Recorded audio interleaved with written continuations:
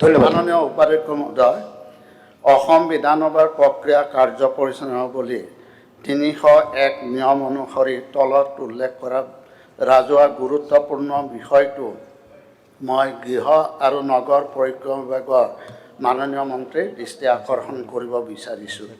বিষয়টো হ'ল দক্ষিণ পূব পানী যোগান আঁচনি ক্ষীপ্ৰ গতিত কৰিবলৈ দাবী।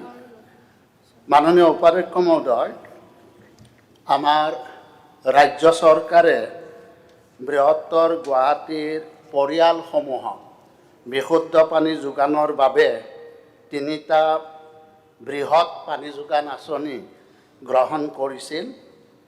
সেই ৩টা পানী যোগান আঁচনি হৈছে আমাৰ দক্ষিণ মধ্য গুৱাহাটী পানী যোগান আঁচনি, দক্ষিণ পূব গুৱাহাটী পানী যোগান আঁচনি আৰু এটা হ'ল দক্ষিণ পশ্চিম গুৱাহাটী পানী যোগান আঁচনি। ইতিমধ্যে আমাৰ যিটো দক্ষিণ মধ্য গুৱাহাটী পানী যোগান আঁচনি, এই আঁচনিটোৰ কাম ভালভাৱে হৈছে, ভালভাৱে চলি আছে আৰু এই আঁচনিটোৰ জৰিয়তে কিছু অংশ এতিয়াও বাকী আছে। মই আশা ৰাখিছোঁ যে সেই অংশখিনিও নিশ্চয় মন্ত্ৰী মহোদয়ে বিশেষ ব্যৱস্থা লৈ এটা নিৰ্দিষ্ট সময়ৰ ভিতৰত এই কামখিনি কৰাৰ ব্যৱস্থা গ্ৰহণ কৰিব। ঠিক তেনেকৈ আমাৰ দক্ষিণ পশ্চিম গুৱাহাটী পানী যোগান যিটো আঁচনি, সেই আঁচনিটোৰ কাম 2008 চনতে আৰম্ভ কৰা হৈছিল। 17 বছৰ পাৰ হ'ল। ইতিমধ্যে অৱশ্যে গেমনে সেই কামটো দায়িত্ব দিয়া হৈছিল। প্ৰথম প্ৰায় 390 কোটি টকাৰ অনুদান আগবঢ়াইছিল, কিন্তু পৰৱৰ্তী সময়ত মাননীয় মুখ্যমন্ত্ৰীৰ হস্তক্ষেপত আমাৰ গেমনক অব্যাহতি দি L&Tক এই দায়িত্ব দিয়া হৈছে। ইতিমধ্যে L&Tয়ে এই কাম হাতত লৈছে, কিন্তু মই আশা ৰাখিছোঁ যে দক্ষিণ পশ্চিম যিটো পানী যোগান আঁচনি, ইতিমধ্যে মাননীয় মুখ্যমন্ত্ৰীয়ে বোধহয় 283 কোটি টকা এটা অতিৰিক্ত পুঁজি আগবঢ়াইছে। মই মাননীয় মন্ত্ৰীক এটা কথা অনুৰোধ কৰিব বিচাৰিছোঁ যে L&Tক দিয়াৰ পিছত এই কামটো ক্ষীপ্ৰতাৰে আগবাঢ়িছে যদিও কিছু অসুবিধাৰো সৃষ্টি হৈছে। সেই অসুবিধাটো হৈছে যে নেশ্যনেল হাইৱেৰ NOC লাগে। গতিকে ইতিমধ্যে আমাৰ জল বৰ্ডে আবেদনো কৰিছে। যদি মাননীয় মন্ত্ৰী মহোদয়ে এই ক্ষেত্ৰত যদি অলপ যোগাযোগ কৰি NOC যদি তৎকালীনভাৱে ওলাব পাৰে, তেতিয়াহ'লে কামটো ক্ষীপ্ৰগতিত আৰম্ভ হ'ব। আৰু এই পানী যোগান আঁচনি আমাৰ জালুকবাৰীৰ পৰা গড়চুকৰ পৰা ফটাশিল আৰু লগতে পাহাৰ অঞ্চল, অৱশ্যে আজাৰালৈকে বিস্তৃত, সেইখিনিৰ সমস্যা হোৱা নাই। বাকী এইখিনিৰ এটা ডাঙৰ সমস্যা হৈছে যে আমাৰ যিটো জালুকবাৰীৰ পৰা গড়চুক হৈ গণেশপাৰা, ইতিমধ্যে ডিলিমিটেশ্যনত এইটো জালুকবাৰী সমষ্টিটো অন্তৰ্ভুক্ত হৈছে আৰু চেণ্ট্ৰেল গুৱাহাটী যিটো মোৰ সমষ্টি বৰ্তমান, সেইটোত আকৌ আমাৰ যিটো শান্তিপুৰ, দুৰ্গা সৰোবৰ বা পাহাৰ অঞ্চল, এই অঞ্চলখিনিৰ কাম যিভাৱে হ'ব লাগিছিল হোৱা নাই। মই আশা ৰাখিছোঁ যে এই কামখিনি কৰাৰ ক্ষেত্ৰত যদি মাননীয় মন্ত্ৰীয়ে এটা ভালভাৱে যদি নিৰীক্ষণ কৰে, কামখিনি কৰাৰ ক্ষেত্ৰত যদি L&Tক অলপ প্ৰেছাৰ দিয়ে, তেতিয়াহ'লে মই ভাবোঁ যে এই কামখিনিও নিশ্চয় সোনকালে হ'ব। আৰু বিশেষভাৱে এটা অসুবিধা হৈছে যে যি 3টা বৃহৎ প্ৰকল্পৰ কাম চলি আছে, এই প্ৰকল্পকেইটাৰ যিবিলাক পথেৰে আমাৰ গাঁত খান্দি আমাৰ যিবিলাক পাইপ পুতি থকা হৈছে, সেইখিনি যিখিনি ৰাস্তাৰ কাম, সেই ৰাস্তাৰ কামখিনি মানে সামূহিকভাৱে কৰা হৈছে। গাঁতখিনি পুতিছে, আমি আগতে এই ৰাস্তাবিলাক আমি মাননীয় মুখ্যমন্ত্ৰীয়ে আমাক টকা দিছিল, তেনেধৰণে আমি সুন্দৰভাৱে ৰাস্তাবিলাক কৰিছিলোঁ। কিন্তু যিভাৱে ৰাস্তাখিনি পুনৰ নিৰ্মাণ কৰিব লাগে, তেনেধৰণে পুনৰ নিৰ্মাণ কৰা হোৱা নাই। গতিকে মই ভাবোঁ যে এই ৰাস্তাৰ কামখিনি যদি গড়কাপ্তানি বিভাগক দায়িত্ব দিয়া হয়, যদি গড়কাপ্তানি বিভাগে পুনৰ মেৰামতিৰ ক্ষেত্ৰত যদি ব্যৱস্থা লয়, তেতিয়াহ'লে ৰাস্তাখিনি আগৰ নিচিনা অৱস্থালৈকে আহিব আৰু তেতিয়া সেই ৰাস্তাখিনি যাতায়াতৰ যথেষ্টখিনি সুচল হ'ব। ঠিক তেনেকৈ আমাৰ যিটো দক্ষিণ পূব পানী যোগান আঁচনি, এইটো ইতিমধ্যে বাতৰি কাকততো প্ৰকাশ কৰিছে যে দক্ষিণ পূব যিটো পানী যোগান আঁচনি, এইটো ADB-য়ে এইটো কাম ফাণ্ডিংটো ADB-য়ে কৰিছিল, কিন্তু যিমানখিনি পুঁজি দিছিল মই জনাত পুঁজিখিনি শেষ হৈছে। এতিয়া বোধহয় NDB-ৰ লগত এটা বোধহয় আলোচনা হৈছে, বোধহয় এগ্ৰিমেণ্টটো হৈছে। এইটো 2013 চনতেই এইটো আৰম্ভ হৈছিল। গতিকে ইয়াত ৰাইজে ইতিমধ্যে অসন্তুষ্টিও প্ৰকাশ কৰিছে। গতিকে মই ভাবোঁ যে দক্ষিণ পূব পানী যোগান আঁচনিৰ কামটো যাতে যদি NDB-ৰ লগত যদি বুজাবুজি হৈছে বা তেনেধৰণে ফাণ্ড দিয়াৰ ব্যৱস্থা লৈছে, তৎকালীনভাৱে সেইখিনি কৰাৰ ক্ষেত্ৰত যাতে ব্যৱস্থা লয়, তাৰ বাবে মই বিশেষভাৱে অনুৰোধ ৰাখিছোঁ। আৰু এই কামখিনি যাতে এটা নিৰ্দিষ্ট সময়ৰ ভিতৰত, মই আশা ৰাখিছোঁ যে এটা আপোনালোকে এণ্ডিং এটা সময় বান্ধি দিয়ক, সময়সীমা এটা বান্ধি দিয়ক যে অহা ডিচেম্বৰৰ ভিতৰত যাতে এই কামখিনি সম্পূৰ্ণ কৰিব পাৰে। যদি আমাৰ লাচিত বৰফুকনে এটা নিশাৰ ভিতৰতেই যদি মোমাইকটা গড় নিৰ্মাণ কৰিব পাৰে, মই এটা নিশাৰ ভিতৰত কৰিব দিয়া নাই। মই মাননীয় মন্ত্ৰী মহোদয়ক অহা ডিচেম্বৰৰ ভিতৰত যাতে এই কামখিনি সম্পূৰ্ণ কৰিব পাৰে তাৰ বাবে ব্যৱস্থা ল'বৰ কাৰণে অনুৰোধ জনাইছোঁ। মই জানো আমাক নতুনকৈ মাননীয় মন্ত্ৰীক দায়িত্ব দিছে, দক্ষ মন্ত্ৰী। গতিকে দক্ষ মন্ত্ৰী হিচাপে কথাৰে নহয়, যাতে কামেৰে তেওঁৰ দক্ষতাটো প্ৰকাশ কৰে, তাৰ ৰাইজে যাতে তেওঁৰ দক্ষতাটো স্বীকাৰ কৰি লয়, তাৰ কাৰণে ডিচেম্বৰৰ ভিতৰত এই পানী যোগান আঁচনিৰ কাম সম্পূৰ্ণ কৰিবৰ কাৰণে মই অনুৰোধ জনাইছোঁ। মাননীয় উপাধ্যক্ষ মহোদয়, সন্মানীয় বিধায়ক অমেন্দ্ৰ নাৰায়ণ কলিতাদেৱে 301-ৰ জৰিয়তে যিটো প্ৰশ্ন আনিছে যে গুৱাহাটী মহানগৰ পানী যোগানৰ ইয়াত দুটা ছেক্টৰৰ কথা কৈছে, এটা দক্ষিণ পশ্চিম আৰু এটা দক্ষিণ পূব গুৱাহাটী।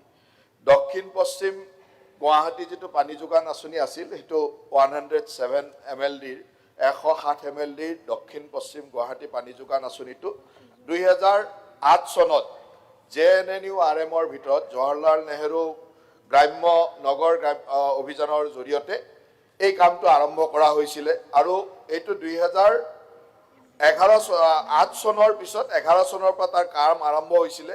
সেই সময়ত এই গোটেই কামটো গেমনক দিয়া হৈছিলে আৰু 30,000 পৰিয়ালক পানী যোগান দিবৰ কাৰণে এই আঁচনিটো কৰা হৈছিলে।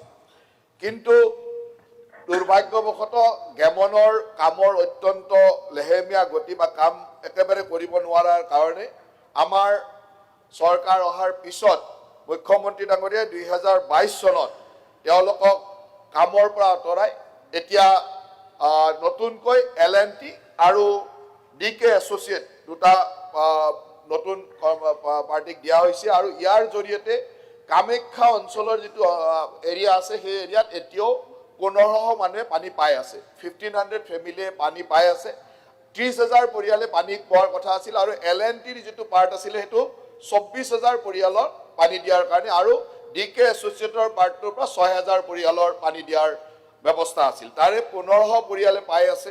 আৰু এই 24,000 পৰিয়ালৰ যিটো L&Tয়ে কৰি আছে কাম মোটামুটিকৈ ভাল গতিতে চলি আছে। নেশ্যনেল হাইৱে ইত্যাদিৰ লগত যিখিনি অসুবিধা আছে আমি সেইবিলাকো যোগাযোগ কৰি আছোঁ। আৰু মই আশা ৰাখোঁ যে 2025 চনৰ ডিচেম্বৰ মাহৰ পৰা পৰ্যায়ক্ৰমে পানী দিয়া আৰম্ভ হ'ব আৰু 2026 চনৰ ভিতৰত আমি শেষ কৰিব পাৰিম বুলি এটা লক্ষ্য আগত ৰাখি আগবাঢ়িছোঁ। গতিকে 30,000-ৰ 24,000 পৰিয়ালক আমি 2025 চনৰ ডিচেম্বৰৰ পৰা আৰম্ভ কৰিম আৰু 26 চনৰ বছৰটোৰ ভিতৰত আমি শেষ কৰিব পাৰিম বুলি আমাৰ লক্ষ্য আছে বা সেই ধৰণে আমি কাম কৰিব বিচাৰিছোঁ। আৰু কামাখ্যা বা এই অঞ্চলৰ যিটো আছিলে তাত 1500 মানুহে পানী পাই আছে। ইতিমধ্যে আমি কামাখ্যালৈকে যিটো ট্ৰেন্সমিশ্যন লাইন সেইটোৰ কামো আৰম্ভ কৰিব লৈছোঁ আৰু মই ভাবোঁ যে এইটোও আমি অহা বছৰৰ ভিতৰত আমি ইয়াকো সম্পূৰ্ণ কৰিব পাৰিম। ঠিক তেনেদৰে আমাৰ যিটো দক্ষিণ পূব পানী যোগান আঁচনি আছিলে, এই দক্ষিণ পূব পানী যোগান আঁচনিটো টোটেল 67,325টা পৰিয়ালক পানীত দিবৰ কাৰণে ইয়াক কাম আৰম্ভ কৰা হৈছিল আৰু এইটো প্ৰথমতে এডিবিৰ পৰা কৰা হৈছিল। এডিবিৰ যেতিয়া কাম কৰা হৈছিল তাত আমি প্ৰথম 2013 চনৰ পৰা কাম আৰম্ভ হৈছিল, যদিও 11ত কামবিলাক হৈছিল, কিন্তু 13ৰ পৰা কাম আৰম্ভ হৈছিল। কিন্তু তাৰ যিটো প্ৰতিষ্ঠান আছিল তাতো সেই IVRCL নামৰ এটা প্ৰতিষ্ঠানৰ মানদণ্ড বা কামৰ খুব খেলিমেলি হোৱাৰ কাৰণে তেওঁলোকক 2015 চনত তেওঁলোকক অব্যাহতি দিয়া হয়। তাৰপিছত শিৱম প্ৰাইভেট লিমিটেডক দিয়া হয় আৰু তেওঁলোকৰ জৰিয়তে প্ৰায় 37 কোটি টকাৰ মূল পৰিবাহী পাইপলাইন আৰু অন্যান্য তিনিটা টিপি তিনিটা জেগাত বিশেষকৈ ৰিজাৰ্ভাৰ নৰ্থ জ্যোতিনগৰ, গোপালনগৰ আৰু কেন্দুগুৰি এই ৰিজাৰ্ভাৰ কেইটাৰ কাম সম্পূৰ্ণ হৈছে আৰু বাকী যিখিনি কাম আছে এতিয়া আমি নতুনকৈ NDBৰ পৰা আমি চুক্তি স্বাক্ষৰ কৰি বা NDBৰ কামখিনি আগবাঢ়ি গৈ আছে আৰু মই ভাবোঁ যে NDBৰ যিখিনি আছে NDBৰ পৰা আমি 882.67 কোটি টকা ঋণ হিচাপে লৈ দক্ষিণ পূব গুৱাহাটী পানী যোগান আঁচনিটো সম্পূৰ্ণ কৰাৰ লক্ষ্য ৰখা হৈছে আৰু দ্বিতীয় পৰ্যায়ত এই কামসমূহ এতিয়া যেনে প্ৰথম পৰ্যায়ৰ কাম ইতিমধ্যে শেষ হ'ল, সেইখিনিত মাত্ৰ 3টা ৰিজাৰ্ভাৰ হৈছে আৰু অকণমান লাইন আৰু ৰাস্তাৰ কিছু কাম হৈছিলে। বাকীখিনি কাম আমি NDBৰ লগত ইতিমধ্যে যিহেতু NDBৰ লগত আমাৰ চুক্তি স্বাক্ষৰিত হৈছে, গতিকে মই ভাবোঁ যে ফাৰ্ষ্ট কোৱাৰ্টাৰতে NDBৰ কামখিনি হয়। ছেকেণ্ড কোৱাৰ্টাৰৰ পিছত মানে আমি ধৰি লৈছোঁ যে আগষ্ট মাহৰ পিছৰ পৰা NDBৰ কাম কণ্ট্ৰেক্টৰ পৰ্যায়লৈ যাব, টেণ্ডাৰ হ'ব, কণ্ট্ৰেক্টৰ পৰ্যায়লৈ গৈ কামখিনি আগবাঢ়িব। ঠিক তেনেদৰে গুৱাহাটী যিটো মধ্য সেইটোৰ কাম খুব সুন্দৰভাৱে চলি আছে। তাত কিছু ব্যৱস্থা আপোনালোকেও দেখিছে যে কেতিয়াবা ক'ৰবাত পাইপলাইন ফুটিছে বা কিবা ধৰণৰ এনেকুৱা কিছুমান কাম হৈছিলে, যিটো আগৰ কণ্ট্ৰেক্টৰে কৰি যোৱা বহুত খেলিমেলিৰ কাৰণে আমি তাক এতিয়ালৈকে সঠিক পৰ্যায়লৈ আনিব পৰা নাই। কিন্তু আমি IIT গুৱাহাটীৰ পৰা তেওঁলোকৰ যিখিনি পৰামৰ্শ আছিল সেই পৰামৰ্শ মতে আমি কাম আৰম্ভ কৰিছোঁ। ইতিমধ্যে আপোনালোকে গম পাব যে আমি ট্ৰেন্সমিশ্যন লাইনত আমি ৰবটিক ছাৰ্ভে পৰ্যন্ত আৰম্ভ কৰিছোঁ, যে ৰবটিক ছাৰ্ভে কৰি আমি ক'ত ক'ত জইনত খেলিমেলি আছে, ক'ত কেনেকুৱা ধৰণৰ লিকেজ হ'ব পাৰে, ক'ত মানে জইনিং হ'লবিলাকত ৱেল্ডিং কম আছিল বা তেনেকুৱা ধৰণৰ ৰিপৰ্টবিলাকো আনিছোঁ। যোৱা প্ৰথম পৰ্যায়ৰ আমাৰ ৰবটিক ছাৰ্ভে হৈ গ'ল। এতিয়ালৈকে 12টা তেনেকুৱা জইন ধৰা পৰিছে, যে য'ত উইক আছে সেইখিনি আমি এতিয়া ৰিপেয়াৰিং কৰিব দিছোঁ। স্যাৰ এই ডিপাৰ্টমেন্টটো ফেল মাৰিছে স্যাৰ, এই ডিপাৰ্টমেন্টে পানী দিবৰ কাৰণে এই ডিপাৰ্টমেন্টে লুটৰাজ কৰি হেড কৰি দিলে স্যাৰ। এই PSC ডিপাৰ্টমেন্টে লুটৰাজ কৰি হেড কৰি দিলে স্যাৰ। মন্ত্ৰী এনে গাই আছে, মই মুখ্যমন্ত্ৰী মহোদয় অনুৰোধ জনাই এই ডিপাৰ্টমেন্টৰ ওপৰত এনকুৱাৰী দিব লাগে sir. Nothing will go on record. এই ডিপাৰ্টমেন্টৰ ওপৰত এনকুৱাৰী দিব লাগে। Nothing will go on record. গোটেই পইচা খাই হেড কৰিলে ডিপাৰ্টমেন্টে পানী চানী নাই। Please.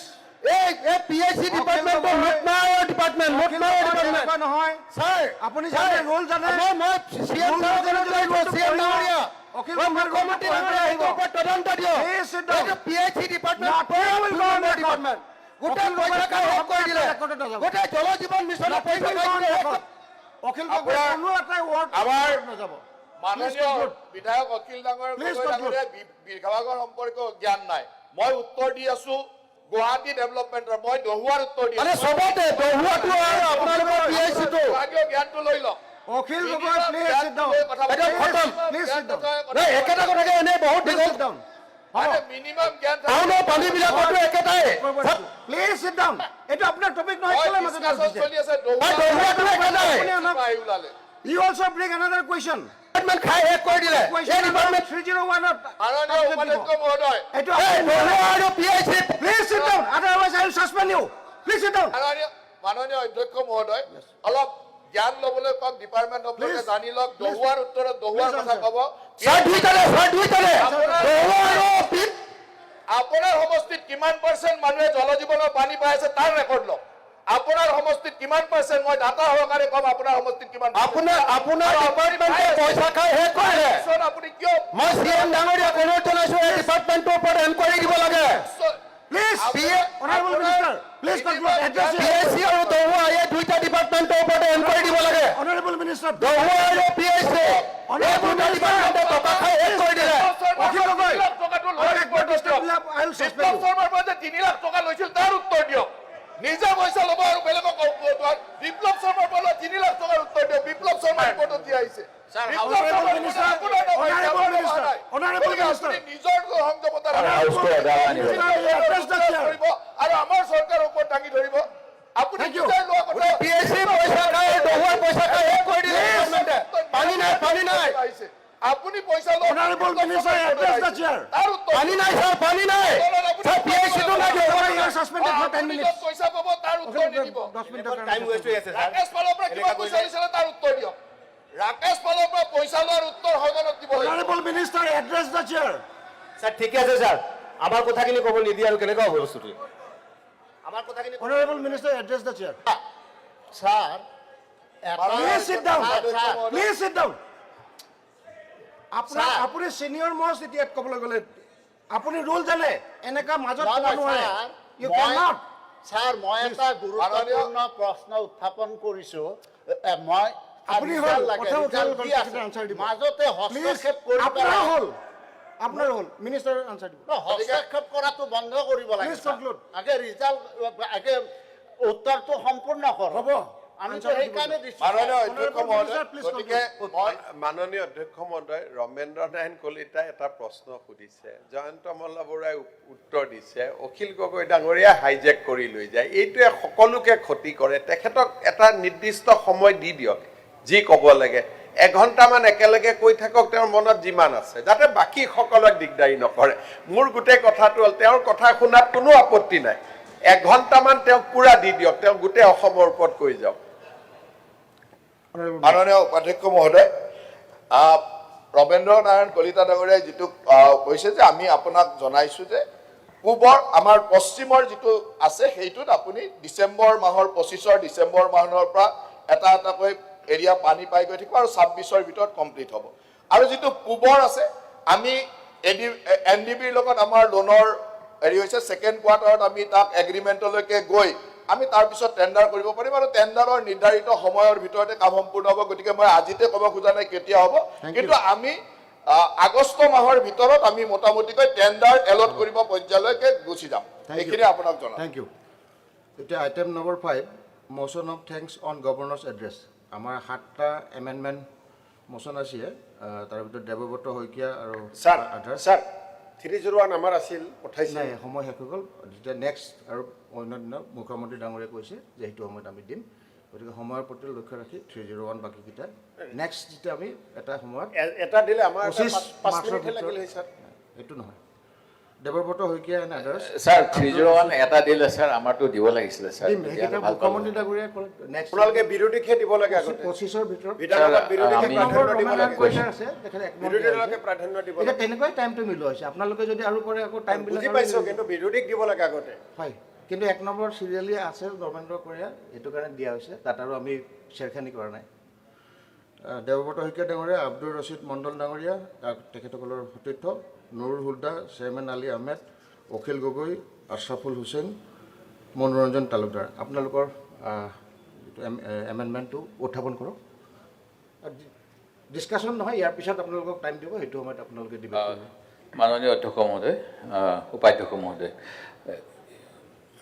ইংৰাজী 17 ফেব্ৰুৱাৰী 2025 তাৰিখে মাননীয় ৰাজ্যপালে সদনত প্ৰদান কৰা ভাষণৰ ওপৰত আগবঢ়োৱা সংশোধনী প্ৰস্তাৱ স্যাৰ এইখিনি আমি সংশোধনী প্ৰস্তাৱ আগবঢ়াইছোঁ আব্দুল ৰছিদ মণ্ডল উপাধ্যক্ষ ডাঙৰীয়া